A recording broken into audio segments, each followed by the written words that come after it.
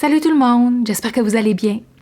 Aujourd'hui, je vais vous parler d'un facteur qui a une relation avec la gestion de poids, qu'on a tendance à mettre de côté parce qu'on croit que tout est relié à la nourriture, puis à notre métabolisme et à l'exercice, par exemple. Mais en fait, la gestion de poids, elle est multifactorielle.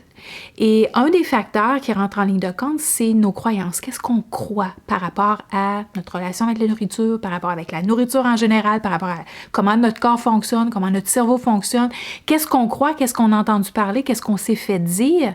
Et puis, est-ce qu'on a changé ces croyances? Est-ce que ces croyances-là nous font du bien? Est-ce qu'ils sont en lien avec nos objectifs santé, ou tout simplement, elles nous bloquent ou elles nous gardent dans nos vieilles habitudes, tout simplement.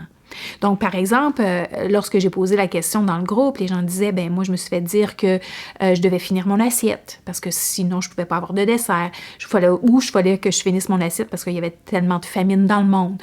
Comme si le fait de finir mon assiette va faire en sorte qu'il n'y en aura plus de famine dans le monde.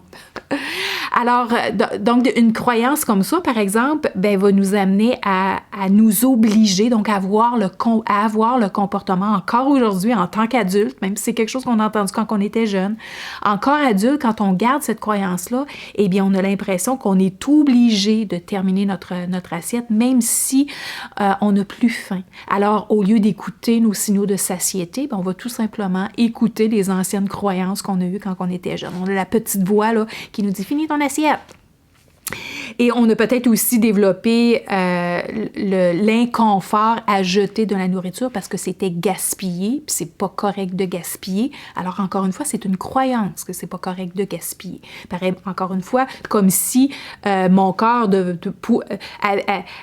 c'était correct que mon corps devienne une poubelle parce que je peux pas mettre ça dans la poubelle, donc je vais le mettre dans la poubelle ici. OK? Alors, quand on commence à prendre ces croyances, les choses qu'on s'est fait dire, parce que puis il y a aussi des gens qui se sont fait dire des choses par rapport à leur image corporelle, par rapport à si tu prends du poids, tu vas avoir de la difficulté à trouver un mari, par exemple. J'ai déjà quelqu'un qui m'a dit ça. Alors, quand on s'est fait dire des choses pendant des années et qu'on n'a tout simplement pas, on n'a pas questionné, on a juste pris pour acquis, eh bien, aujourd'hui, ça l'influence les comportements qu'on va avoir. Et oui, naturellement, si le fait que je n'écoute pas mes signaux, par exemple, bien, c'est sûr que ça va avoir une influence sur l'énergie que je vais manger, donc le montant de nourriture que je vais manger, parce que tout simplement, surtout si c'est quelqu'un qui me sert, quelqu'un qui a fait à manger pour moi, je vais me sentir coupable ou inconfortable de laisser de la nourriture dans mon assiette parce que j'ai la croyance que c'est pas correct. Alors, j'amène les gens, moi, à revisiter les croyances, parce qu'aujourd'hui, on est des adultes, OK? Et en tant qu'adulte, bien sûr qu'on a le droit, OK? On peut se donner ce droit de changer toutes les croyances qui ne soutiennent pas les objectifs qu'on a dans notre vie, que ce soit nos objectifs santé ou autres.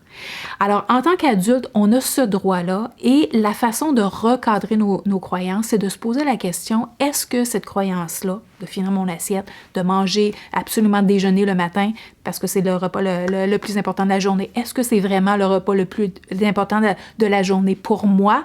Est-ce que c'est vraiment important que je mange lorsque je n'ai pas faim?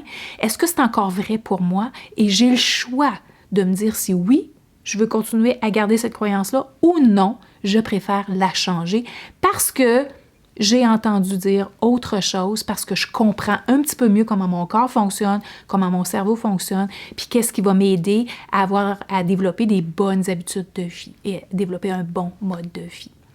Alors, oui, donnez-vous le droit de recadrer vos croyances, de les questionner et puis de les modifier si vous choisissez de le faire parce qu'elles ne sont pas en lien avec votre objectif santé. Alors, bien sûr qu'on peut se donner ce droit-là. Alors, si vous avez le goût d'en savoir davantage sur le fonctionnement de votre corps, le fonctionnement de votre cerveau, sur les fondamentaux de l'alimentation, sur la ménopause, sur le jeûne, sur le rééquilibre hormonal, eh bien, je vous invite à vous abonner à mon programme Perdre tes kilos avec ton cerveau, où est-ce que c'est un accompagnement, donc c'est un contenu diversifié, basé sur la science, basé sur des techniques éprouvées qui permettent aux gens, qui donnent en fait les moyens aux gens de recadrer leurs habitudes de vie pour les faire cheminer vers un mode de vie sain et serein qui supporte leur objectif santé. Alors voilà, j'espère que ça vous a aidé et puis au plaisir de vous voir dans une autre capsule. À la prochaine!